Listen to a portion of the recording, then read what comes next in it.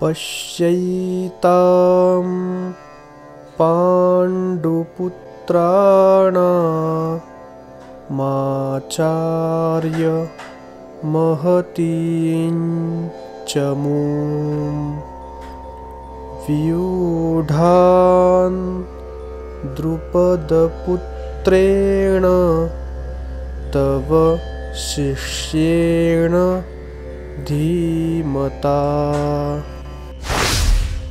याचा मराठीमध्ये अर्थ असा की दुर्योधन द्रोणाचार्यांना म्हणतो, हे आचार्य, पांडव पुत्रांनी उभारलेले हे विशाल सैन्य पहा, जे तुमच्या बुद्धिमान शिष्य द्रौपद पुत्र यांनी व्यवस्थित मांडणी करून तयार केले आहे। तर मग बघूया वास्तविक जीवनातील उदाहरण। नेहमी तुमच्या प्रतिस्पर्ध्याची ताकद ओळखा। चांगले नेतृत्व आणि व्यवस्थापन कोणत्याही टीमसाठी महत्त्वाचे असते।